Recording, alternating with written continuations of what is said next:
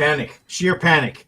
I would do like I get so frustrated with trying to get this stream going on Instagram. It's still not showing live, but it's saying we're live on the streaming software that we're live on Instagram. So if we're live on Instagram, hello. If not, just check us out on YouTube. We got to grow that channel. Welcome. I said this has been an abnormal week, so it is Dude, what it is. It's been wild. Welcome back, guys, to South Texas Football Unlimited, presented by Dawson's Recycling, the Coastal Bend's inaugural, first, most in-depth high school football podcast / webcast. We appreciate you guys tuning in. We know there's a lot of things you guys could be doing on a Wednesday night at 8:30ish. So thank you. So just some little background. We were supposed to do a can show this week again because Justin was out of town. Justin just got back into town like 10 minutes ago. And we've been kind of just texting each other throughout the week to figure everything out. We don't like doing the can shows, right? It doesn't feel the same. It's weird just talking to ourselves and not having any interaction or anything. So we I think it was a combination, right, of laziness and bringing the full show back. Why we didn't do it on Sunday. Oh, absolutely. and plus, it didn't give us enough time, right? We like to digest a lot of this stuff as the week goes on and kind of think of some things that come up, and some things pop up. We get some information and things like that. So we do these shows that fast on Sundays or Friday nights, and it doesn't. But I don't know. It just doesn't feel right. It doesn't manifest correctly. Well, the Friday night recap thing we did was actually really fun. Yeah. I liked that.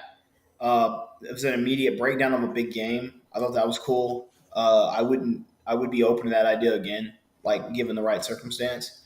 But the can shows, like, yeah, those work, especially when we're in a pinch. And I'm not gonna lie, like sometimes it's nice because it's like, oh hey, we have a free Tuesday night now, but it's just not as cool. It's not as cool, and you don't get the interaction. And then, like, yeah, you're right, like being able to like see, as the week progresses, like some stuff pop up or little things, like. So, like, for instance, yesterday, the whole DFW and I think the rest of Texas was going crazy about how UIL was trying to crack down on the transfer policy. So that was a new little hitch to the week, that was that yesterday? I think it was yesterday that it came out. Or was it Monday? It might have been Monday. Maybe the reaction was Tuesday. But did you get on that DFW page? I did not yet. I've been I don't know. I've been lazy. There's some noticeable. I'm not going to mention it. Oh, I saw a couple. I know what you're talking about. Yeah, one there, a very big, loud one. That's a big fan of our show, but he's not in the lobby right now. Probably not here right now. We got 38 eyeballs in here right now, and he's probably not one of them. He's minus 37. There. But that's an interesting topic in itself that I think we could have a show for maybe in the off season as this progresses, because it doesn't do it justice doing a 5-10 minute take on it. No, definitely not. It's nice to get like someone like AJ or someone who maybe is connected to it. And I'd actually like to bring Coach Chrisman in on that so you can get that side of the story, because sometimes a lot of folks don't like to talk about that stuff, at least not on record. Well, right. maybe not. And I won't talk about the source who I got it from, but it's a real reliable source, a really connected source to the school. And we'll leave it at that.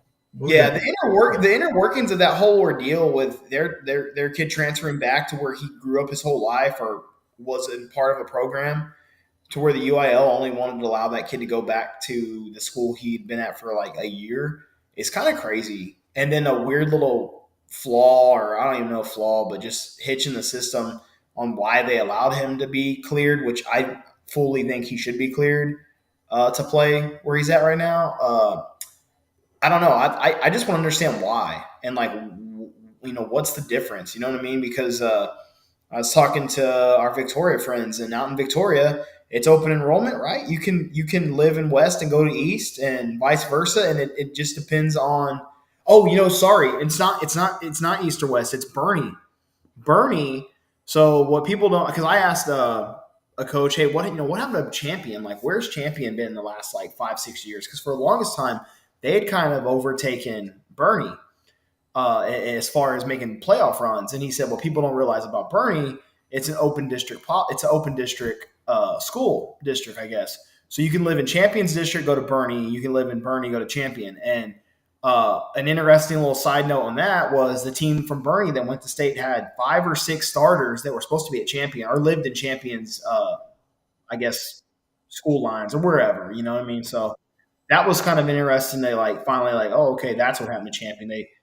They lost kids across the line and vice versa, I guess. But I thought that was kind of interesting. That's the first I've heard of a 2-school district like that being so wide open. You know what I mean? So for you guys that don't know what exactly we're talking about, the UIL came up with an announcement earlier in the week that's saying they are looking at or going to start putting a stronger enforcement or / oversight on the PAPF program, which is essentially the transfer program, right? So the PAPF is a form that an athlete has to fill out if they're moving schools. Like say, for instance, a kid lives in Sinton and he wants to come to Odom, or lives in Odom and wants to go to Cal Allen. They have to fill out a PAPF form, and I should have looked it up. I forgot. I looked it up earlier, and I don't remember what the acronym actually means. It's anybody's in their chat, help, just jump in anytime you want. They've got to get it filled out and get it signed off by their coach. They've got to get it signed by the district they're going to or whatnot because of eligibility requirements to make sure this move is not for athletic purposes. What's really, and from our opinion, right, 2 guys in South Texas, we think what this is stemming from is essentially these announcements that are coming from up north in East Texas. Hey, I'm going to play my sophomore year at Football Factory U in the DFW area, and I'm moving from Mesquite or something, or you live across town in Dallas and you're going from South Oak Cliff or from this school to this school. But the biggest thing is that the announcements that are being made, right? I think the UIL is kind of getting fed up with that. Because it's like they're committed to a college, but they're committed to a high school, which is kind of crazy. But see, on the flip side of that, you've heard me talk about it many a times. Like, I also don't think it's right that the UIL, like, let's say I have a kid that's a star athlete, and I don't feel like he's getting the. Wow, did you see that? No. So Shane Zoliker is popping in. You can actually play at Bernie High and take classes at Champion, from what I've heard from some Bernie peeps. That's wild, crazy. Dude. That is wild. That's going to take some digging into just to kind of see like the logistics and the intricacies of that. But yeah, but like Justin said, there's a lot of layers to this that we could go into in 5 or 10 minutes. We could take all show on this, but we've got a lot to cover. So let's kind of move on a little bit. This is a soapbox. I know this is a soapbox you get onto for a very long time because just like you said, as you were we're already 9 minutes in on it. We could talk about it for a while. And I'm pretty sure a lot of folks want to talk about this. So yeah, let's get a little more informed on this. Let's get some SMEs in, and we can. And I want coaches in the lobby about the length we can talk about, right? Because like I said, it's an uncomfortable subject for coaches. I would think. You know what we can do? We can bring coaches in without the camera on, and we can distort their audio. Yeah. Yep. Oh yeah. So moving on, right? So. Little skateboard update, guys. This is going to be a daily thing on the show now, or a weekly thing on the show. I've been on the shelf for about 2 weeks. I fell in my hip pretty good a couple weeks ago. Actually, 2 days before my birthday.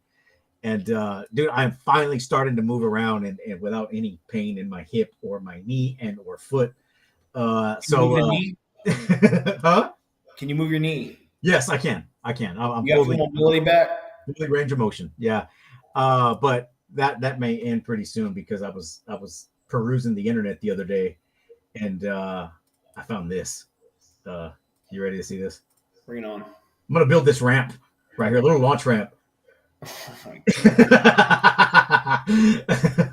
Wow. So we'll see how that goes. But that's the skateboarding update for right now. Another thing that happened last week, and some of you guys may be very familiar with this individual, Coach Davenport passed away last Monday. This was kind of a shocker, as I thought he's been, from what the Caller Times said, he coached for 20 years. I maybe as a head coach, because I figured he was in coaching a whole lot longer than that. I would have to say that's probably his head coaching resume, right? I would think, right? 20 years as a head coach. It's really all it put out there. So I would assume he probably did a good, who knows, 10 years probably as an assistant. Yeah. Cut his teeth at sitting as a head coach there. And in 1989. I think that 89 team is the team that went to the state semifinals where a missed field goal kept them from going. It may have been state. Was it state? I know there's some sitting heads in here. I don't remember if that was a semifinal game or if it was a state game, and it was at UT Stadium back in '89 where a missed field goal is actually what kept them from winning the game. And then from there, he coached went to Carroll. I think he succeeded Jim Slaughter there in Carroll. And from there went to Aransas Pass, Port Lavaca Calhoun, and then George West, and then retired and then came back a couple of times, coaching George West for a year. And I think he may have coached one more year in Aransas Pass and then finally hung it up. He did one more year in Aransas Pass and then hung it up. Yeah. So our condolences go out to the Davenport. That was the last time his tenure at Aransas Pass was probably the last time that we've seen Aransas Pass have like really quality teams that have made like some actual noise in the Coastal Bend with Tommy Blake and them. I think that was Davenport was there. Was that the year? I would assume that seems about the time. The early 2000s was about the time when Aransas Pass was making some noise, and they had Tommy Blake, and they did some good things. And ever since then, it's been a minute. You know what I mean? Yeah, it has. They actually last week, and I didn't even have this, and they got their first district win from I think since 2018. Yeah, last week when they won. So congratulations, Panthers. We had those guys on the preseason kickoff show. Yes, sir. So congratulations, guys. But yeah, so pretty distinguished career. He had a career record of 133-90 with a 10-4 playoff record. So that's not too shabby. Solid. Yeah, pretty solid. So again, our condolences go out to the Davenport family and everybody that was impacted by Coach Lee. We know you guys lost a good one there. Speaking of the guy in that room we talked about earlier, the champ is checking in. How you doing, Marcus? So I can think of Devontae Adams. That's what he's doing.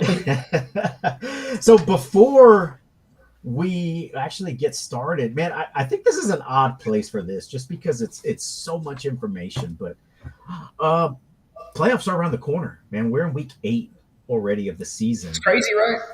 And I know, man, it's gone so fast. At week 8, and we finally know who's good, right? Usually it takes us to week 4 or week 5. It's taking us to week 8.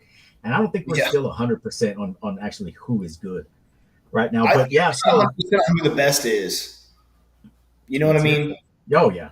I mean that top tier hasn't changed, right? Since before the season started. That the top tier that we thought we had is just kind of everybody else underneath is just kind of moving around all over the place. I mean, I think the team that you have to say right now is probably the best if you rank wise, right? You have the people the local publications rank and other people around the area rank. I mean, if you're going to go off of what we've seen and what we've saw so far, it's Sinton. Like they've got the most legit record put together. They're 6-0 right now, heading into district finally. They've played easily. What I thought was probably the top team and beat them. And Miller. Yep. The big glaring question mark, right? And I'm not taking a shot at the Bluff people here because I still think Flower Bluff is the top 3, top 2, maybe even the best one here. But it was brought up a good point earlier, like, hey, like you should have scheduled some harder preseason so that people can actually be like, okay, like they're legit. You know what I mean? Like they put some wax jobs on people so far. But how good are those people? You know what I mean? Like I watched Portland put wax jobs on people the last couple of years in district and then bow out to a really good Alamo Heights team. You know what I mean? Like round 2, which it's like, okay, so you didn't get any better by going 44-7 against, a weak Valley school. Like, okay, great. Looks good on paper. Looks good on record, but then you're 11-2 and you're at home. You know what I mean? So, again, tipping the cap to the guys that went scheduled hard this year around the area. And then you can't dispute what Sinton's done. Yeah. I still think, Miller's right there just based off of the talent they have and the coaching quality they have. And then, of course, I think Flower Bluff is there for sure, but we can't even go see Flower Bluff, right? No, so we cannot. Yeah. It's just hard to really be like, oh, okay, like they're really, really good, or like, oh, they're Flower Bluff good, but like they're probably going to go 3 or 4 rounds if they're lucky, and that's it. Like I think this Bluff team could easily go sit in region finals. Hey, to be fair, on the Bluff side, they only had 2 non-district games. They have such a big district. They've district since week 3, right? So I mean, the UIL controls that part of the schedule, right? Those two Correct. games, I mean, I don't know, maybe it was hard for them to get to. I'm not trying to come up with excuses, right? But Yeah, no. majority is their district schedule, and they're doing what they're supposed to be doing, right? But I get your point, and I've seen Hey, that. but you know what, dude? Like, but you know what? Like, you couldn't have like reached out to Miller. You know what I mean? Yeah, and For Veterans Memorial.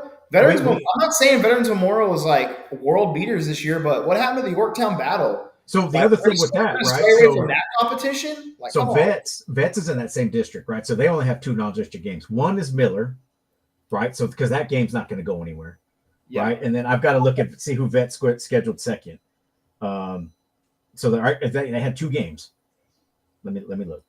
And I don't want to beat up on the Bluff too bad because they could be in the same boat where no one wants to play them, right? You're damned if you do, you're damned if you don't. Yeah. But like, don't get upset when people say, "Oh, how legit are they?" When like you really can't go off of much other than the fact they've taken care of what they need to and they've beaten they've stomped teams that they should. You know what I mean? But yeah, I still think they're good. I think Palucio's top-notch quarterback, right? Not disputing any of that. It's hard to like say, oh yeah, you're better than Sinton or you're better than Miller, and it's like, what can we base that off of? You know what I mean? And I think that's the argument. Like I saw that popped up on Facebook with people was, we know they're good, but like, how legit good are they? You know what I mean? Like I guess that's my point. So it was Miller and Carroll. Those are their non-district games. Vets, yeah, which I respect that. Yeah. You know what I mean? Like I can dig that, and I give Carroll credit for taking that game, right? Yeah. Like, so yeah, I'm with you in that. I think those are probably the 2 top teams in our area right now, Flower Bluff and Sinton. And like with you, I give Sinton the nod as the number 1 just because the non-district schedule they played up a lot of classifications in some of these instances. So yeah, I think Sinton hands down probably is the best team in the area right now. But playoffs, like we said, so Dave Campbell's came out with their playoff projections if the playoffs were to start today. And man, it is lengthy, and there's some eyebrow raisers as far as what we're looking at here. So in our district, they've got in 15-5A or 15-5A D1, they've got, this is the order of finish: Flower Bluff, PSJ North, Corpus Christi Vets, Wesco East. 5A D2, District 15, or actually 14, because there's 2. Corpus Christi Miller finishing first, Carroll finishing second, Gregory Portland finishing third, and who do you think's got that last playoff spot? Moody, correct. Moody is right now leading for that 4th playoff spot. And then you've got District 15, which has Alice as the lone coastal bender going down the valley. Alice, Pioneer, Roma, and then Sherryland in that district. 4A D1. This is Region 4 is very tough in 4A. It is this year. I'm going to go through the whole district. So District 13, LBJ, Austin Taylor, Austin Travis, Austin Northeast. District 14, Davenport, Fredericksburg, Canyon Lake, Somerset. District 15, El Campo, Bay City, Port Lavaca, Lavernia. And then District 16, Calallen, TM, Zapata, and Valley View. So that's a pretty tough region in 4A D1. It is. And I think El Campo and Bay City would probably have I would say El Campo and Bay City's game, their matchup to go for 1 or 2. Yeah, so some of these aren't statewide. That should be a statewide mentioned game. You know what I mean? It probably will be. Those 2 teams are having a really good year right now. I know Bay City was in the top 10 before they took that weird loss in week 1 or whatever it was. But then you got LBJ. LBJ is making a comeback. They kind of had a couple mid-range years, but they've popped back onto the scene. I think that's because LBJ actually bumped up to 5AD2 for a bit there. They did. Right? They went up. They're back down.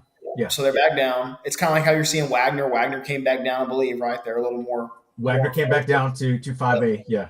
D1. So they're a little more forceful. And then what's it called? Davenport's a really good team. Davenport's a new school, but they're a really good team.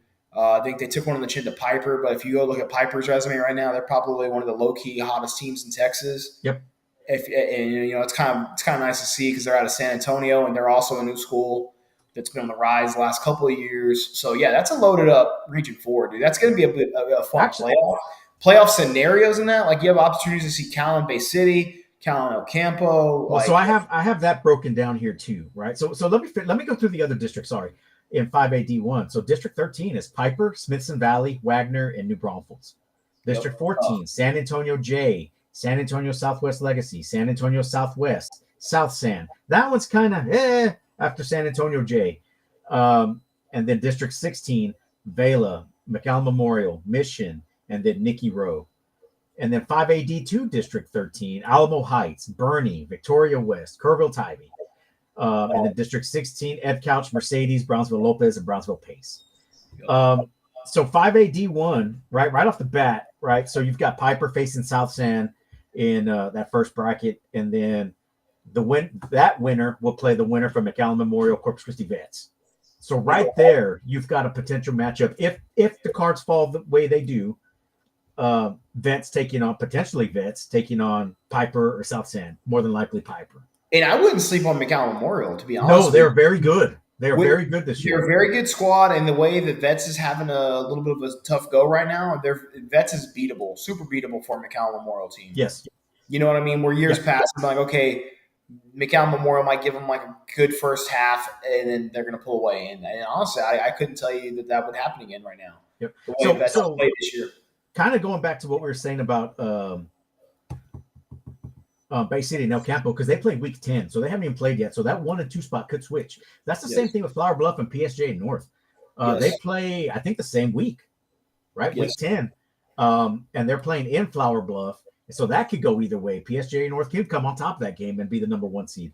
And that's where it kind of shakes it up in this next bracket, right? So you got winner of the 14 playing the final of 13, which is San Antonio J against New Braunfels. The other side of that bracket's PSJ North and Mission. So those two there. Then you got District 15 winner against the last place 16, which is Flower Bluff. Potentially could flip-flop against Nicky Rowe. Then you got Southwest Legacy playing Wagner. Winner Flower Bluff, Nicky Rowe could play Legacy Wagner. And then to final out the last 4, Edinburgh Vela against Victoria East. And then, what did I write there? Runner-up on 13. Runner-up on 13. So Smithson Valley against San Antonio Southwest, and they'll play the winner of Vela and East. So some pretty interesting playoff matchups right off the bat, right, for District 15. Playoffs are going to be – playoffs this year, I think, might be one of the funnest runs of playoffs we've had since doing this show. The funnest run in playoffs that was most memorable to me was Andrew Body's junior year when they battled LBJ. It seemed like that year, yeah. It seemed like every weekend, we were having really good playoff matchups to go to. And then Miller was having, like, they had the Land Passes game, and they turned right around and played LBJ. Like, it was just a really fun, memorable playoff run. And even the playoff run when they got knocked out by Veterans Memorial, I think Veterans Memorial got knocked out by College Station eventually the year before that, was a really memorable playoff run just because of how good that game was with Miller and Vets at Buck Stadium on a Saturday. That was one of the funner games I've been to. It was like college atmosphere. It was great. You know what I mean? So, and me and you've been to a lot of good playoff games, even outside of Coastal Bend matchups. I was going to, like Jacob remembers, I was going to playoff matchups before we started the show. I went, one of my funnest. Got kicked out of the Alamo Dome. Alamo Stadium. Stadium. And the funny thing is, I went back and didn't get kicked out, and I was watching Smithson Valley and Austin Westlake, and that was a tremendous game in itself, right? So yeah, man, it's kind of cool, and then it's also kind of neat because, and I don't know if you've had this happen to you yet, but like when we're watching college football, like with A&M and UT especially right now, even some UTSA games, like it's neat because I'll sit there and tell Ace, I'm like, hey, do you remember like when we went and watched this kid? Like we've seen this kid play in person. Like we've been on the next to this kid, and here he is on college football. And me and him still talk about Quinn and Cade Klubnik, and I blew his mind because he didn't realize I saw Jaden Greathouse, at Westlake play. Like we were with him, it's kind of interesting. And the Brooks brother, you got to see Jonathan Brooks live, didn't you? I didn't see Jonathan. You didn't see Jonathan live? We saw Dalton live. That was fun.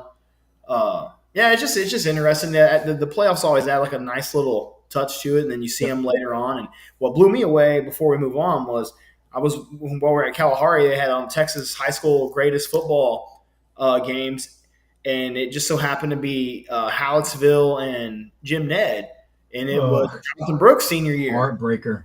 Dude, and Heartbreaker. it was mind blowing to me. I'm like, Jesus, he's already in the NFL. Like it's just flying by. Like he was 3 years. It's 4 years ago now. Like, and I feel like that game was just yesterday. You know what I mean? Like when we watched that heartbreaking game. Like, so it's kind of crazy.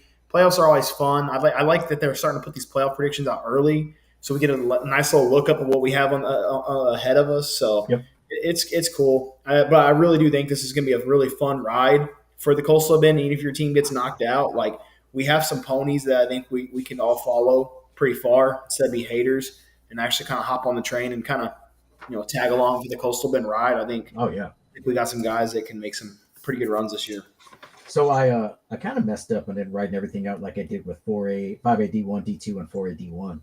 I've got the brackets, right? So 5A D2, Alamo Heights Moody first round. They'll play the winner of Mercedes and Roma. Miller and Kerrville Tybee round 1. They'll play the winner of Pioneer and Lopez. Alice and Brownsville Pace in round 1. They play the winner of Corpus Christi Carroll and Victoria West. Ed Elsa and Sherryland in the first round. They play the winner of Bernie and GP. What a draw again, right? That Bernie team again against your Wildcats, dude. Well, it's Alamo Heights is the draw, but yeah, Bernie again. The Bernie kicked their ass in the regular season. Yeah, in the regular season a couple years ago. Then 4A D1, right? LBJ against Somerset. They play the winner of right now. If the playoffs were to start this week, Tulsa Midway, Port Lavaca Calhoun. Davenport against Austin Northeast. They play the winner of Bay City and Zapata, depending. That could be El Campo, could be Bay City. And then just vice versa. It could be El Campo, could be Bay City versus Valley View. They play the winner of Fredericksburg and Austin Travis. Cal Allen will match up against Lavernia if Cal Allen wins this week against Tulsa Midway. And Austin Taylor against Canyon Lake. Again, Bay City and El Campo, they play week 9, so they play next week, not week 10. They play, so that's potential. I think our Coastal Bend schedule's kind of so that's a game we could go to, dude. You want to make the road trip to Bay City. 4AD2. Somebody had just asked about that. Our Cuero fans in the group. Yes, we do have 4AD2. Right now it's looking like Wimberley and Pearsall round 1. They play the winner of Kingsville and Ingleside. Bandera and Salado. They play the winner of Cuero La Feria, depending who wins this week's game between Cuero and Sitten. Then you've got Sitten against RGC Grula. They play the winner of Carrizo Springs and Lago Vista. Port Isabel and Rockport Fulton. They play the winner of Gerald and Divine. If the playoffs were to start today. Then we got 3AD1. Llano against Lytle round 1. They play the winner of Rio Hondo and Orange Grove. Jerdenton and Luling. They would play the winner of Goliad and Woodford. Edna and San Diego. They would play the winner of San Antonio, Cole, and Randolph. When was the last time the Military Bowl was played in the playoffs? That's a cool matchup, dude. So we were supposed to go to that. They never got back with us. What happened there? We just ran out of time, dude. That's what it was. Yeah, so that was it. We really ran out of time. So that's going to be pretty cool. I don't know if they played the regular season. I meant to look that up, and I just lost track of time. And then Bishop, who is 3-0 to start district play against London, and they would play the winner of Marion and Hondo. And that takes us down to 3AD2. This is a tough region as well. Lexington and Vanderbilt.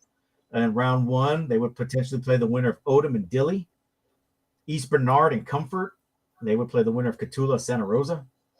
Poth and Taft. They would play the winner of Rice Consolidated and Rogers. Rice Consolidated kind of coming out of nowhere right now. We've got a guy who follows the show. He's a huge Rice Consolidated fan. He's been down the dumps on them the last 6 years. He's on cloud 9 right now because they're doing so well right now. And then George West against Stockdale, which is an interesting matchup. Guess who's the head coach at Stockdale? Who? I went through there today. It's why am I losing my train of thought? He was at Kennedy. We had him on the show, the Veterans Day. It's going to come back to me. I can't believe I forgot. And then Blanco and Tidehaven, they would play the winner of George West and Stockdale. He's a George West guy. He was at Kennedy. Somebody help me out here. I can't even remember. I'm drawing a blank. It was like 5. I know. I feel terrible. Years ago. And then 2AD1. Marlin against San Saba. They would play the winner of Three Rivers and Schulenburg. Mason against Riesel. They would play the winner of Weimar and Santa Maria. Ganado and Freer. They would play the winner of Holland and Crawford. Refugio and Kennedy. Sean Alvarez. There it is. Sean Alvarez There you go. Refugio Kennedy, they would play the winner of Rosebud Lot and Thorndale. That San Saba in Region 4, that was one of those weird realignment years this year. They're usually, I think, Region 3, aren't they? I think so. Or maybe even Region 2. They're always the San Angelo area. That's way out there. It's just one of those weird realignment years. Actually, I think they were Region 2 forever, to be honest with you. See, Roland chimed in there. Alvarez, yes, I was right. And then 2A D2, Burton against Cedar Point. Agua Dulce against Yorktown. Could be Ben Bolt, depending who wins that one in Week 10. Junction at Somerville. They would play the winner of Falls City and Woodsboro. Shiner, who's back in the playoffs again as a district winner. It's been a couple seasons. Against La Villa. They would play the winner of Bracketville and Bartlett. And then Ben Bolt / Agua Dulce against Louise. They would play the winner of Granger and La Pryor. Like I said, Agua Dulce and Ben Bolt played Week 10 in Ben Bolt. That should be a good one, dude. They're both going to be going down the Cleveland District in that one. What happened? What happened? Yoakum had some players transfer out to Shiner finally again, or what? Maybe. I don't know. I think our special guest is in the room right now. I don't want to keep him. I know he's on pins and needles right now, watching his Dodgers right now. So we will. I don't think he's going to be on camera. I think it's just going to be audio only. We'll check in when he gets in here. So we will actually talk about our game of the week first, so we don't keep him waiting. Right. So and then we'll go over the recap from last week. It's going to be a kind of jumbled up show. We got a lot of stuff for you guys, man. There's a lot of stuff going on right now. But jumping in the show right now is our very special guest from the Victoria Advocate, Mike Forman. How are you doing, Mike? Doing okay, like you said, on pins and needles right here watching the Dodgers. They've got a sitting guy on the roster. Did you know that? I didn't know he's. Yeah, Anthony Bonda. I didn't know he was on the Dodgers this year. Bonda. Yeah, so I've talked to Gene Kasparik a couple of times about him, and he's really proud of Anthony the way he's pitched this year. Anthony's come a long way. We used to work with a guy who played baseball with him in high school there in Sinton, and he was a good pitcher back then. But that's not a guy they thought was going to be in the show. And he just found the right guy to tweak his mechanics and teach him the right thing. And man, that's gone a long way.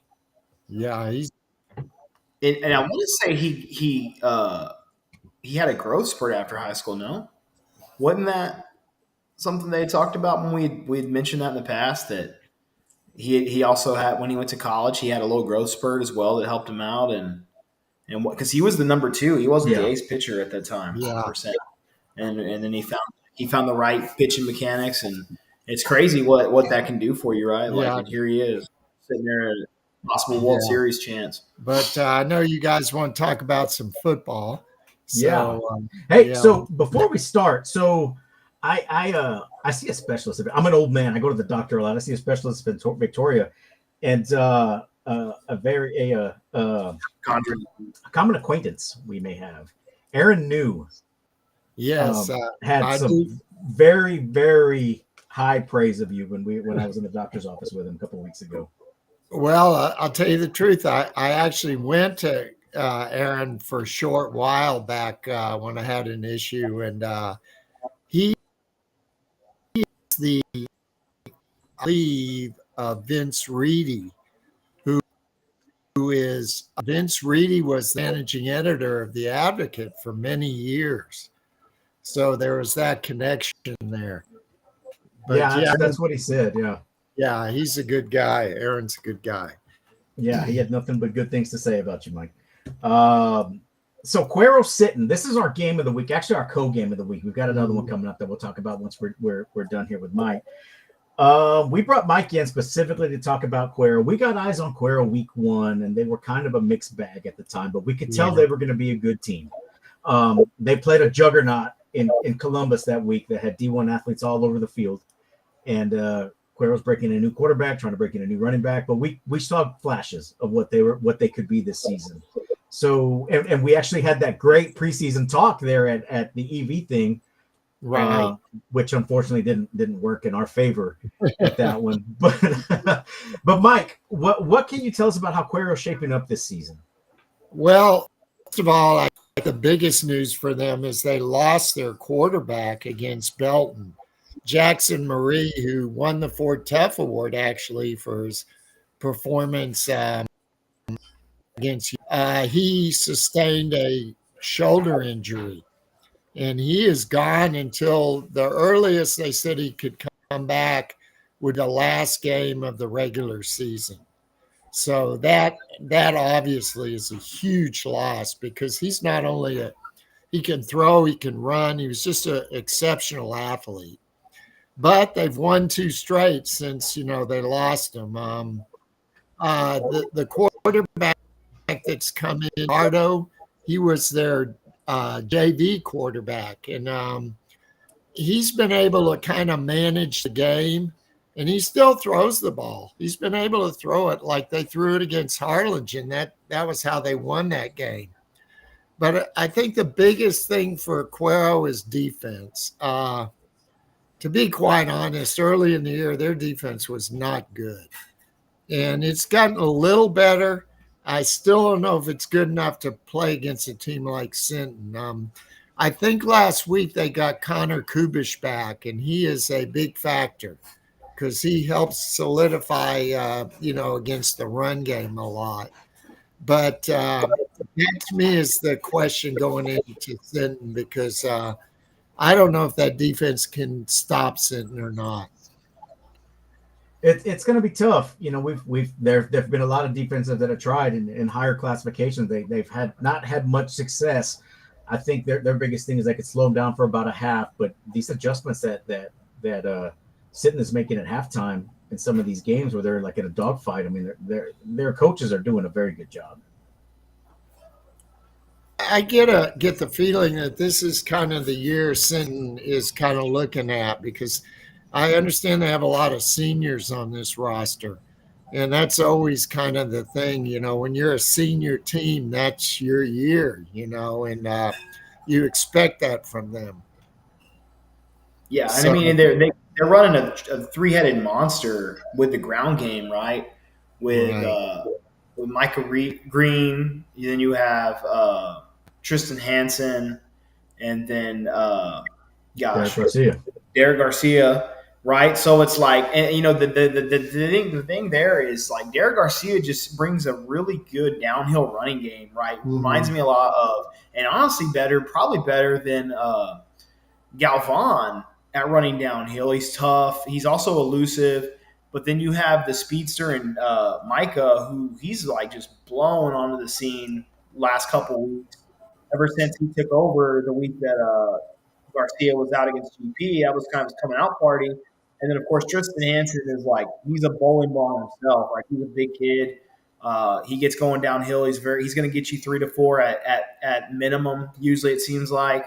And then I think the thing that really makes Sinton different is the fact that he also can throw the ball really good. And when you have a guy like Jacoby out there playing wide receiver for him, it just really opens up a lot of offensive ability. And that's something that we saw. And I think the Sinton coaching staff has done a good job at adjustments. But I think the thing is like what I've noticed with Sinton's offense is they stay pretty true to them. A little like where I kind of thought they were maybe pressing was in the Cal Allen first half, where the run game really wasn't working like it normally does for them.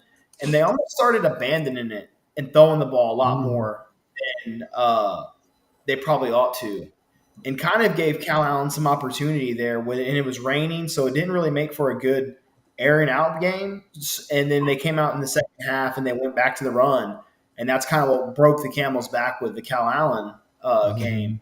I think if they stay to that form of run heavy first and then being able to use that pass with Jacoby to bail them out on third downs or even, mixing it up on second downs or, you know what I mean? Like, I think that's what's going to be the difference maker for Sinton. And that's why I think that Sinton's got a really good chance to make a deep run this year versus years of the past because they have such flexibility in that offense. And offensive line's got some good size and they're playing good. And their defense is actually really, really fiery. So I think that's kind of what separates them right now amongst people. I was curious, though, with Cuero, if the offensive line has started kind of coming around a little more since we saw him week 1 against Columbus. Because I know that was supposed to be a strong point for them. Yeah, I think it has. Their running game is better than it was. But of course, a lot of their running game was the quarterback. So now the running backs have to take kind of a bigger role, and they have. I noticed in the last few games, Varela has had more yardage, and Sean Dillon Salazar, who I don't believe played in that first game. He's back from an injury. He's explosive. He's just not a very big back. He's a guy you can get maybe 10 carries, 12 carries a game, and if he gets in the open field, he can hurt you. But yeah, that's a big question. I just, I just don't know how, if you look at what Sinton did against Miller and what they did against Cal Allen. Now, granted, I know I've talked to people from what Coach Reeve has said is he feels like he got in there kind of late and doesn't really have his program fully established at Cal Allen yet. So I know maybe, of course, they lost to Carroll too. But I just think Sinton, like you said, this is their year. And if you look at the region realistically, Wimberley's probably the team you would say, would be their biggest challenger. But Wimberley has lost games too. Yep. So I would think that right now, Sinton and Wimberley, you look at those two teams as probably the favorite to come out of this region. Oh, for sure. That's something I think that we've talked. Me and Jacob have definitely talked about as that possibility. And I think leaning, if Sinton's going to beat them right and get by Wimberley finally, I think this would be the year for sure. Don't want to jinx it and bring that kind of juju into the mix, but they if they're going to do it, this would be your team to do it with. I would think they're very stacked. Yep. Yeah, I would agree with that. And the other thing is next year, Cuero is going to be very good because the quarterback's back. A lot of those guys are back next year. So I think next year could be a really good year for Cuero. So, but this year, I mean, they beat Rockport. I don't really know how good Ingleside is. You guys would know that better than me. But I saw Ingleside this past weekend, and they have some playmakers on their offense, but I wouldn't say that would like to me. Cuero should go in and win that game with some ease. Yeah, just based off history and football program alone, right? You're in Crispin's second year. I think Ingleside. I will say this about Ingleside. I'll give them credit. They've never underperformed expectations. To me, they've always exceeded expectations over there. Like, yeah. So for that. Yeah, so that's interesting. I kind of thought with Coach Sosa, Eric at Rockport, I thought it seems like Rockport's getting better, and yes, I know it takes a little while to get things going, but I think he's done a good job down there, and because obviously they've been competitive in about every game they've played. Yeah, they played a pretty good schedule. Yeah, they played that Kincaid. They played that Kincaid team, which come to find out, I had no idea who that was. Vince Young's sons play on that team. Who's that? Houston Kincaid. Oh, really? They played. That was their first loss of the season. Yeah, Vince Young's son is on that team. Oh well, and that team's ranked in the state private school poll. So yeah. So they were telling me their sports information or their public information guy over there was saying a lot of the parents got a picture with Vince. They were on the sidelines after the game, but yeah, and so they've played a pretty good schedule, and just like you said, they are getting better little by little. The passing game's coming around. Eric likes to throw the ball. The Sozas like to throw the ball out of that option offense they run. So they're coming around there. They'll get better. Again, I think we got in kind of late too, right, Spud? Yeah, not late like. The thing with Eric is where he kind of got lucky is those kids only had 1 year of a different version of an offense and they went right back to something they were pretty familiar with. A little different variation than what Seibert ran there, but for the most part, a lot of the concept is the same, right? Yeah. And again, what they went through in that 1 year, and then to have a young guy like Coach Sosa and played college ball. The name is big in the Coastal Bend. I think that right there, and he's young.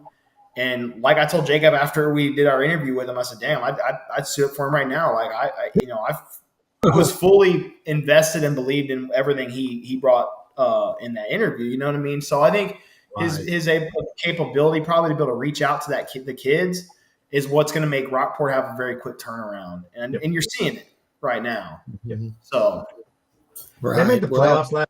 I think it was a very. They only had to win 2 games to make the playoffs in that district last year. So this year they'll earn their stripes. They'll win a few more games, and just like you said, they are getting better. But Mike, we appreciate you coming on and give us some take about Cuero, especially since we haven't seen them since week 1. We'll let you. We appreciate you coming on. We'll let you get back to watching the Dodgers and blood pressure medication close by. Yeah, don't worry, I will. Thank you all. I appreciate it. All right, thanks, Mike. I'll see you again. All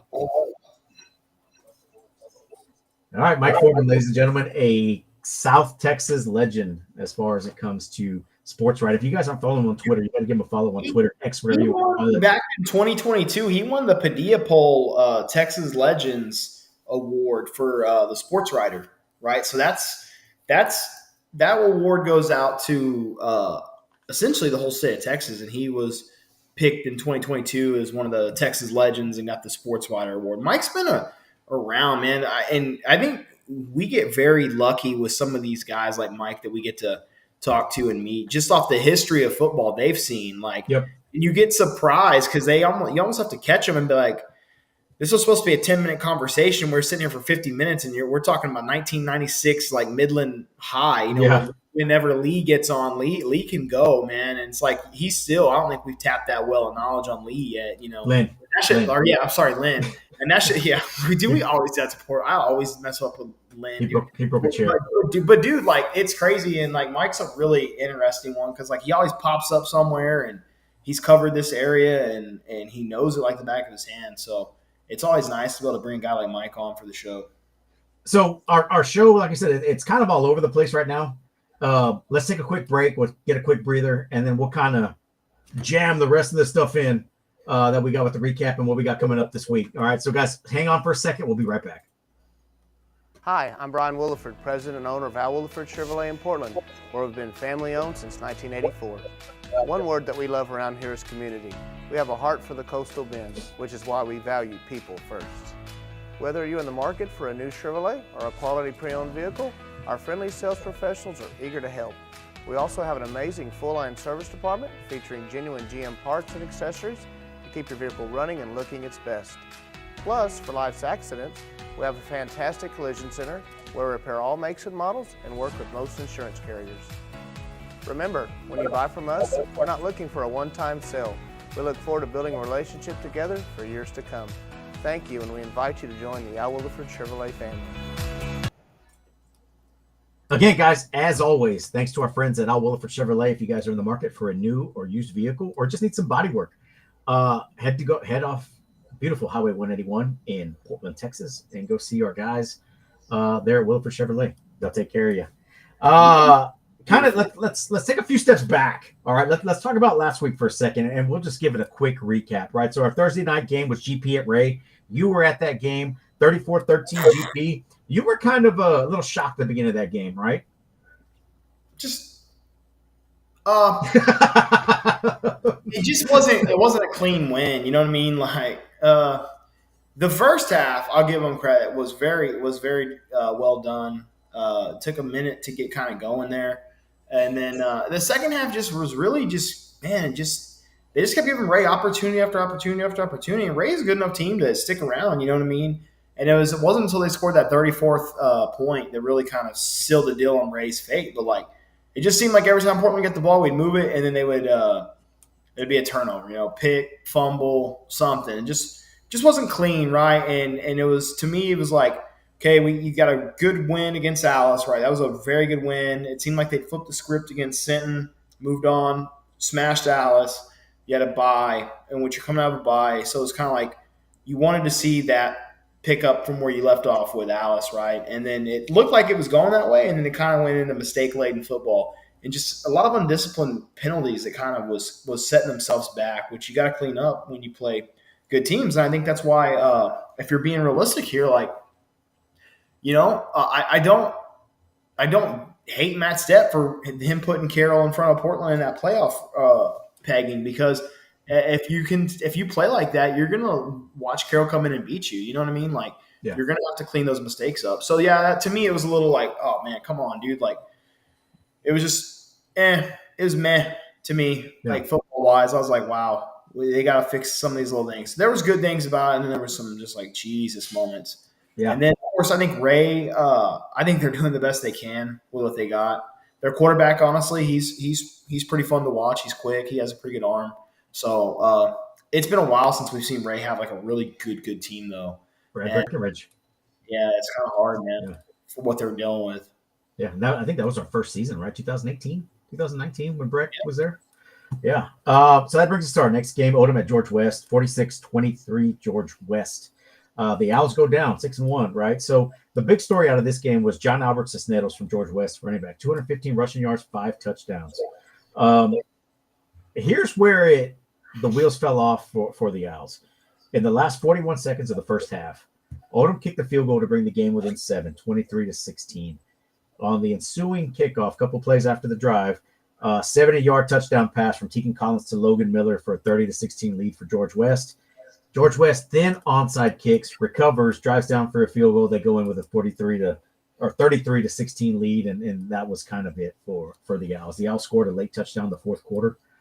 I think a 36-yard touchdown run by R.J. Salinas. But George West, dude, and I don't know if I said it on the show or not, but I know when Ray had told me he messaged the Twitter page and said, hey, I'm going to be at Odom. I was like, well, I'm at work, dude, but I was like, don't be surprised if George West takes it. And they did, dude. They're 3-0 right now since they kind of started the season, kind of a little shaky. Yeah. And I want to say they're in these last 3 games, they're averaging almost 50 points a game. So they're rolling at the right time right now. And right now, it's kind of one of the things that I told you about with Odom. They're running the ball, and they're going to stack the box against the Owls until they're going to force them to throw. So it's a piece of the game they got to work on. They got to work on that passing game because it's going to be there. And I think that's the blueprint for the rest of the season. Now they still got Santa Rosa on the schedule. I think they've got Maniano this week on the road. So that's sorry, but that's one of the games that heals you. If you're coming off a loss, that's probably good to have that game running up next, kind of build your confidence back, and then they go from there. I think they got Santa Rosa was the team to beat in the district, right? Well, I was looking at their schedule. They are undefeated. They haven't really played a lot of folks of note. Yeah. I think right now George West is the team to beat in that district. And Jerry's in here. I think Jerry will kind of agree with me there. I think George West is probably the team to beat in the district right now. Gotcha. Yeah, so we'll see. We'll see how Odom shakes up against Santa Rosa in a couple weeks, and that's pretty much for the number 2 spot. Moody at Miller, 70-14 Miller. Miller did their thing. The thing that concerned me on this one that I thought would have been something is Moody running the ball. The way Miller the way they were against Sitton, that physicality and things like that, I thought Moody may have kind of forced their will. Apparently they didn't. Yeah. Miller did their Miller things. I think Miller may be finally getting back on the right track and getting into probably midseason form right now. Yeah. Yeah, and you got to take a look who they lost to, right? DeSoto and Sinton, and we just spent a long time talking about Sinton football, right? So you know who they faced, right? So yeah, I was like, man, I was not. I guess maybe I wouldn't say I'm shocked by that score, but I was like, damn, dude, like they really put it to Moody. It kind of gave Moody a little wake up of, hey, hello, we're still the dog here. Yeah, and I don't know. I don't know what to think about Moody. I know they play Portland this week, so that's going to be interesting. Sure. Yeah, I'm not sure. I'm not sure fully yet. I do think they run a really good offense against the same level of competition. They're going to be hard to beat, but they still haven't hit the corner to where you're going to beat the big boys yet. Yeah, I think so. I think depth will hurt them. I think a little bit as you go on down the line. Very thin.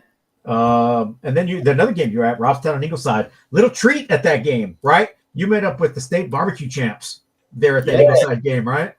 Yeah. So Ingleside's cool, man, and this is where Pat missed his opportunity because So what's cool about Ingleside, and I guess they do it every game, but every game I've been to in the last 2 years, they have Kona Ice that parks themselves down on one end of the stadium, and of course AC's gonna hit me up, so we're gonna get a Kona Ice. Well, he had a buddy with him, and actually two buddies with him this week. So we're over there, we're getting a Kona Ice. It was like right before halftime, so that's why the videos fell off. I missed those 2 touchdowns, but I'm there, and I noticed that I kept hearing, "Hey, they're advertising this barbecue. Well, I was walking by to go to Kona Ice. I looked over, and I'm like, "Oh, okay." And I kind of started putting it together, like it was the state championship barbecue team. So then I was like, "Damn, well, I have to try it." You know what I mean? Like I can't not try this. And we get this Kona Ice.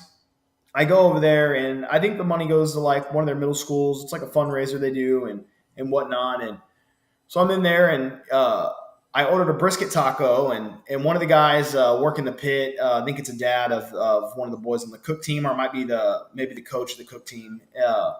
Hey, South Texas football Antis. Oh yeah, hey, how's it going? Right, like, appreciate kind of recognizing or noticing. And he's like, hey, give us some good feedback and let us know how it is. So I was like, all right, cool, no problem. So got the brisket taco. I hammered it, which it was extremely good.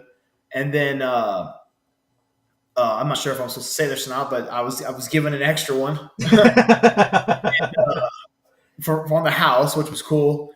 And I was full at that point, so I actually gave it to one of my the dads on the baseball team who I had his boy with me there, and said, "Hey, try this. Let me know what you think." I was like, "It's the high school cook team." I was like, "It's actually really good," and got some feedback, and then we wanted to get a photo of the kid. I think Brody was his name.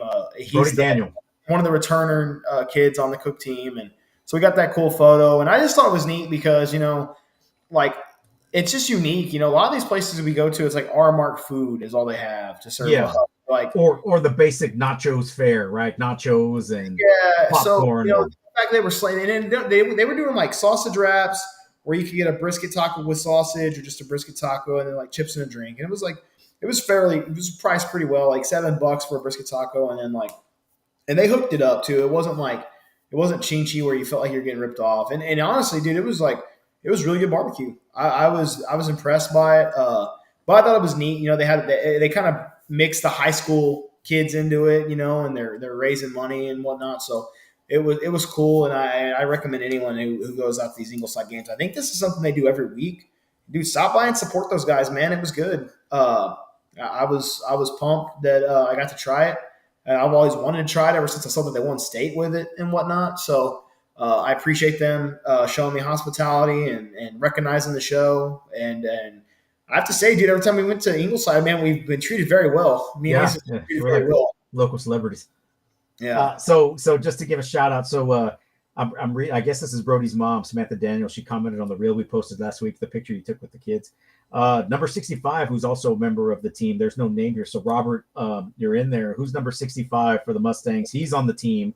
Yep. And then you've got Bella, Marcus, and Kaya are the other 3 members of that state winning barbecue team out of Ingleside, Texas. So other than that, there was a game there, right? There was a game being played there. How did that shake up? Yeah. Oh, yeah. It was 56-19 Ingleside over Robstown. Yeah. Well, dude, I mean, Logan McGrath, number 65. Logan McGrath. Thank you, Robert. Ingleside looks good, dude. Like they really do. Sawyer Chalk is a guy that sat behind Aiden Jacobson, who I think Aiden Jacobson's probably been one of the best quarterbacks out of Ingleside in a long time. Well, he didn't sit behind Jacob. He wasn't here last year. True, but he came up with the system with him, and I know when they lost Aiden, there wasn't really a name that had popped up on our radar of who was going to replace him, and then Sawyer Chalk came back into the fold, and we found out at the kickoff show. Yes. Yeah. He looked good, man. He can run the ball. He throws it really well. I really enjoy Ingleside's coaching, like offensive schemes they throw out there. We're friends of the show, McHugh and Coach Crispin. I like what they do, and it's pretty balanced. And I think they probably lean a little more to the pass when they can.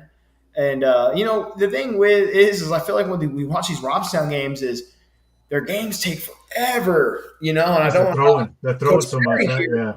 Coach Perry here, but it's like, Robstown's offense is seems to be trending in the right direction, but the defense is what was just killing them in this game. And hats off to Ingleside. But I told you at one point it was like 3 plays, 96 yards, and 2 touchdowns on Ingleside's first 2 possessions, and that's because the second play was just a swing pass. They got a ball that was called back, and then the very next play was like I think 50-something yard touchdown pass down the sideline. And then, so it's like they give up these points really fast, and then their offense throws the ball. So if they're not moving the ball, then it goes right back into the other team's hands, and like their defense is porous. It's just like that clock is not moving. So their games take a while, but Ingleside, I think Ingleside's a good team, dude. I was telling people that on Saturday I ran into some buddies at Alonzo's grand opening, and I was like, man, Ingleside never seems to like not meet expectations. They always seem to like exceed, and it might not be by a lot, but they exceed their expectations. So when you think of Ingleside football, it's like, and you look at it, it's like, man, they always do pretty good for what they can. And I think that's something noteworthy of the community and those kids in itself. But it was a good game. Ingleside did their thing. It was a fun one to go to. I felt like that was a good one to go out there and show them some love and some support because we always seem to be getting tied up with the big boys games. And I looked at the schedule. And I was like, Ace can just hang out close by house, and I know he's welcome there. And it makes my life easier when I don't have to try to sneak him into like a bigger stadium or something like that, So I had a good time, and I think Ingleside's going to make a good little run in their district. Sawyer Chalk's the real deal. Dude, so speaking of, he's collecting hardware right and left this week. So he won the Panini Quarterback of the Week award for 4A. He was just named today the Built for Tough Player of the Week, which is the second back-to-back in the Corpus Christi area. Last week was Jaden Peluso. And right now, he's leading our Elite Tank Solutions Player of the Week award right now, which goes on till tomorrow. That voting will end tomorrow at 3:00. So right now, he's in the lead there too. So, dude, talk about cleaning shop or wrecking shop this week. Yeah, for sure. And then that brings us to Victoria West at Alamo Heights. Not a lot to go into in that game. It's just a game we mentioned last week. Victoria West, we're going to find out how good they are. Now they're hitting the meat of the schedule. They got Bernie this week, I think. They went down to Alamo Heights 56-28 last week, suffering their first loss. So we'll see how good this Victoria West team really is as they dive into the meat of their schedule. And then pretty meaty part. Yep. And then we've got the last one, my little darling, Brownsville St. Joe at Port Isabel.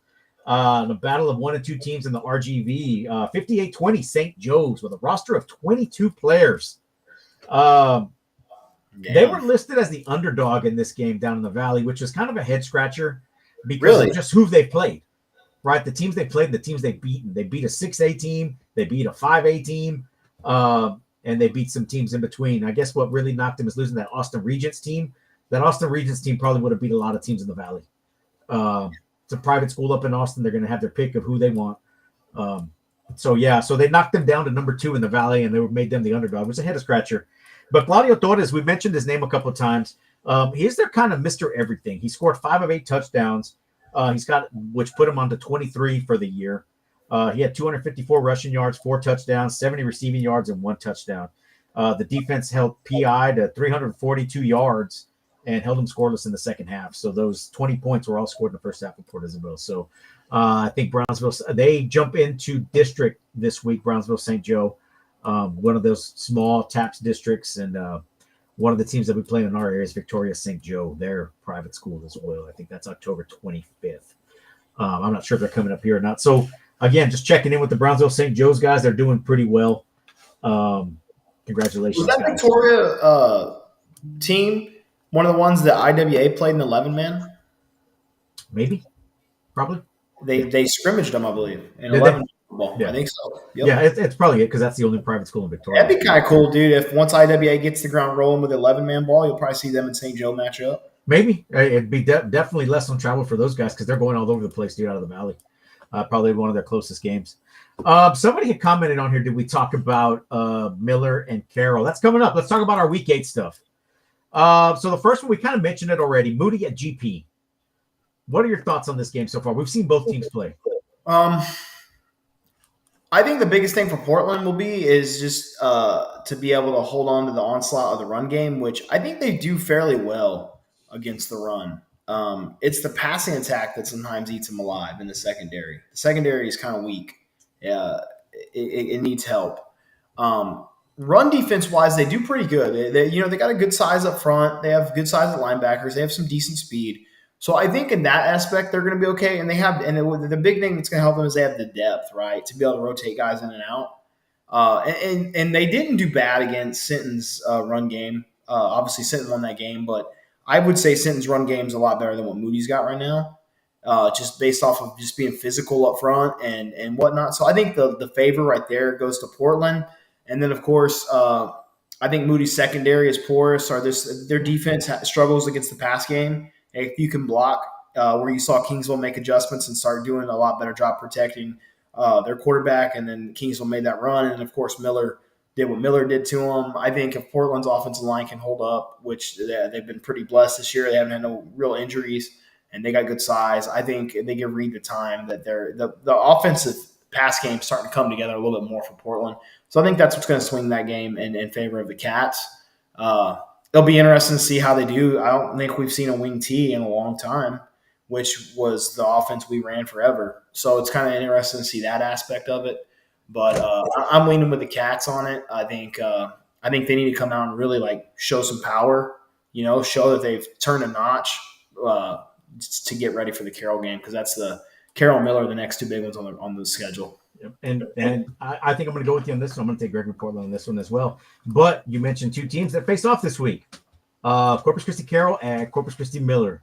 Right? We know what Miller does. We've talked about Miller endlessly, right? But what does Carroll do? Carroll's coming off the 51-14 win over Corpus Christi King. After a 3-0 start, they're on a 3-0 run with wins over Cal Allen 27-21, Toloso Midway 37-14, and like I said, they just beat King 51-14. They're running by Robert Muhammad. He finished with 156 rushing yards and 3 touchdowns this week. Is also up for Elite Tank Solutions Player of the Week this week as well. Carroll rushed for 290 yards as a team last week. I think Muhammad's got 502 yards rushing this season. And as a team, Carroll's rushed for over 1,000 yards. Nick Cantu's coming into his own at quarterback there. They've got a couple weapons there on the outside. I think it's going to be a pretty good game. I think Miller's going to do what Miller does best, right, and pull away in this game. I think in the first half of it, I just feel like this screams Veterans Memorial Miller matchup all over again. Okay. For me. And I'm not knocking Carroll here. I just think that where Miller's at right now and where Carroll's at are just completely two different spots.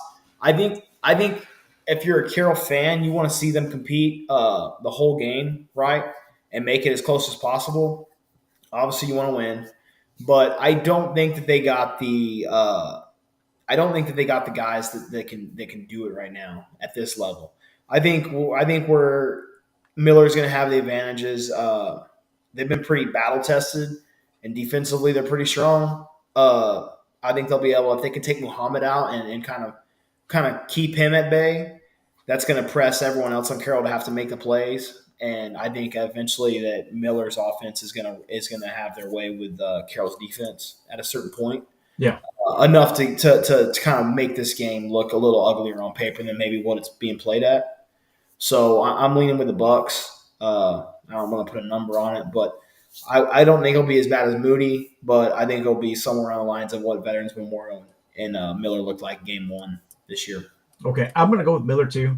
I'm hoping it's going to be a good game. I think Carroll's they're on the come up right now, right? As we've talked about all season. If we protect, it'll get ugly. That's from the grocery man himself. Hey, so Robert's chiming in here. Ingleside is hosting a regional barbecue cook-off. They need judges. Interesting. I don't know if I can do it. I'm biased. Yeah, I guess, right? I guess that is true. And, I hear being a barbecue judge isn't all it's cracked up to be. I did it. I did it for Alonzo. It's too much, I hear. Maybe it's a lot. It's a lot, dude. And honestly, I'm going to be honest with you. It's kind of hard when you get thrown eight half chickens, quarter chickens. And the first 3, you're like, oh, those are great. And then number 7 comes on, you're like, this is even better. And then you're like, well, was 3 or 7 better? and you're like, 5. And then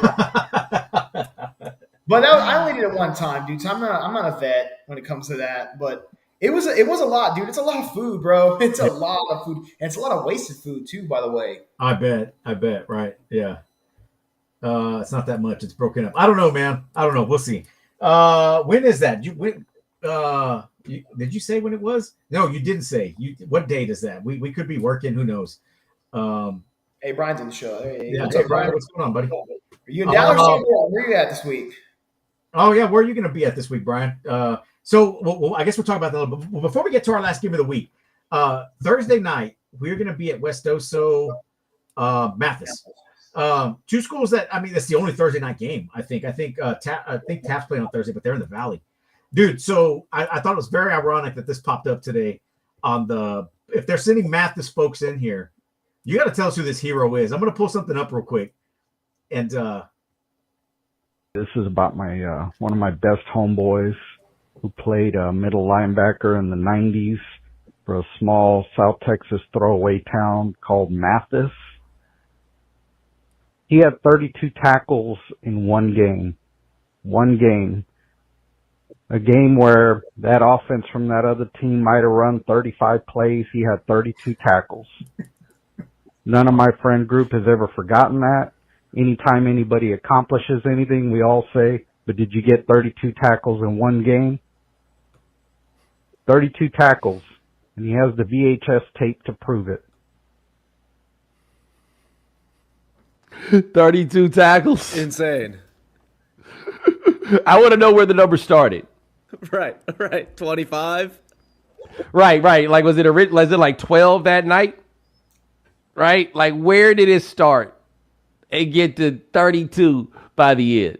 And they said they have like the video of it, but it's grainy footage. I bet some tackles count as tackles that maybe not, He's counting other people's tackles. If you can't see the number and the tackle gets made, he claiming credit for that one too. Whatever it takes to get to the number.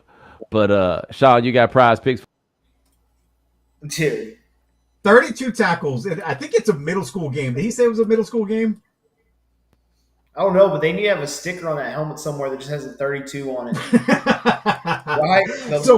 If there's any Mathis folks in here, who is this guy that got 32 tackles in a game? Robert Rosenbaum.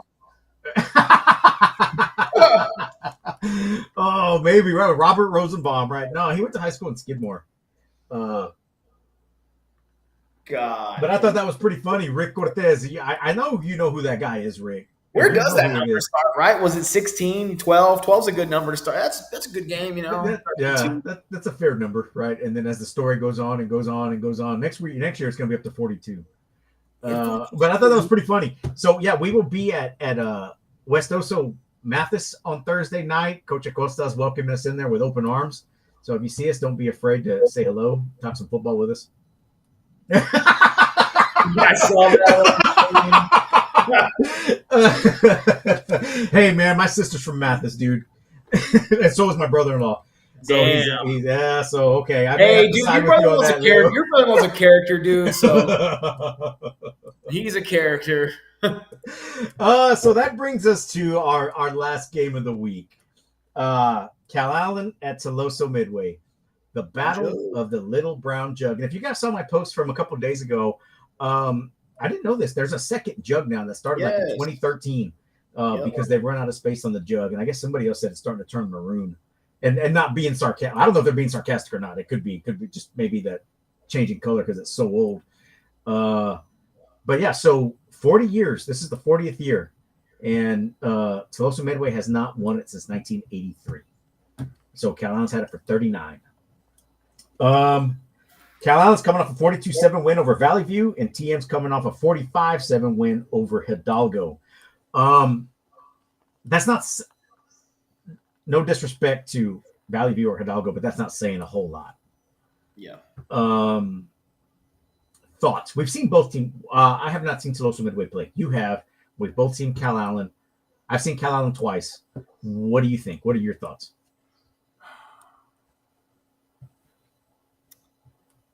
I think it stays with the Cats, dude. Honestly. I think I think what Cal Allen will do, and what I think they can do is I think they will stop the running attack from TM. They might not have to stop it fully, but I think they'll slow it down enough to where they're going to force TM to have to throw on them a little bit. And I'm not sure that TM can fully do that yet. I haven't been convinced of that. So I think Figueroa is going to have probably a good game, but I don't know that it's going to be enough to leap board them against Cal Allen. And I think Cal Allen's offense is good enough that they're going to be able to move the ball and score. I see this being a tighter matchup probably than years past of what Well, it was tight last year. Remember, it was tight last year. It was, and then Cal Allen kind of pulled away in the second half, right? And I feel like they're still right there. I feel like it's still kind of in the favor of the Cats in a similar type of matchup. I think what makes me think that Cal Allen can do it is I think if they can get the passing game going and click a little bit more than what it has been, and I think we've seen a little bit of that. And they had a couple drives against Sinton where they were able to kind of push the sticks with the ball in the air a little bit. I think Cal Allen will be able to wear it out and eventually pull away in this game. I'm not saying Cal Allen's going to beat him down, and I don't think TM's going to embarrass themselves. I think it's going to be a good game. I think this is probably the more evenly matched game that it's ever been in the series. But I still think it leans in favor of the Cats. I think I'm with you. I think they both. I'm not going to say they can't throw the ball. They're just not very successful throwing the ball, both teams. It's consistency. And it's going to come down to who can play better defense. And right now, I think Cal Allen – I haven't seen Tuloso Midway, so that's not being fair. I've seen Cal Allen play twice, and they're still playing Cal Allen defense. They're able to move the ball like a past Cal Allen team has by running the ball, Yep. So I think I'm with you. I think Cal Allen will take this one. Is it going to be easy? No, I don't think so. I think just like you said, it's going to be tight. It's going to be tight like last year. I don't even think it'll be broken away at the end. I think it's going to be a tight game throughout. But I'm going to give the nod to Cal Allen and say they hold on to the joke for the 40th year. Yeah, for sure. I just think that if you look at what Cal Allen was able to accomplish in that first half against Sinton, and Sinton's got three dudes, like we mentioned before, that can really move the ball if they had to by themselves the whole game. Hanson, Micah, and of course Derek. And then you have Jacoby, which kind of was the backbreaker for Cal Allen. I just don't see TM having that, and I've seen TM play, and I like Coach Villarreal and whatnot. I don't think they got enough to really break that Cal Allen defense down. I think Figueroa is going to have a game. I think he's going to be able to do some good things, but I don't think they got full offensive potential that is going to be able to wear out Cal Allen's defense to where they're going to be able to score when they need to. And I think Cal Allen's offense is going to have enough juice to move it past TM for the most part. Yeah, I think I'm with you on that one as well. So like we said, Thursday night we're going to be in Mathis. I may go to this Cal Allen game. Are you going to go to Cuero or to Sinton? I don't know yet. I got to see what the wife wants to do. Yeah, I don't know. I was talking to the wife today. I asked her if she's going to go watch Maddie cheer on Friday, and I was like, "Well, if you go watch her cheer, I'll go to that game." If you're not, then I may watch. You haven't got to see TM yet. That's a good one to go check out. It'll be good, right? It'd be good to have two of us, one of each at one of these big games, right? That would give a good breakdown on what we saw. It's going to be interesting to see how this Cuero team shakes out with Mike said, with the new quarterback and how they face up against the Sinton team, and we see how. I know we've already seen it, but I guess I gotta say it, how real Sinton really is, right? Yeah, for sure. Yeah. Guys, you got anything before we go? I think we're a little over an hour and 20. That's actually pretty good considering how much stuff we covered today. Yeah, we covered quite a bit, and we could have gone a whole lot deeper, especially in the playoff stuff. And as the playoffs come closer, we will have a playoff specific show that we'll head down to Brian Williford's again, to Williford Chevrolet, and do an in studio show with Brian and see if we get some other guys on and use our multi-camera view again. I really like that, dude. I like doing these live shows, these in-person shows. They're real good. Guys, again, as always, thank you for watching. Don't forget to keep voting on the Elite Tank Solutions Player of the Week. We've got, like I said, it's going to go on till about 3:00 tomorrow. do not forget, you can vote on Facebook and our Twitter /X page, whatever you want to call it. And you get 2 votes that way. Remember, we combine the results and we give you our winner that way. You got anything before we go? No, man. It was a good show. Okay. Guys, again, thanks for tuning in, and we'll see you next week.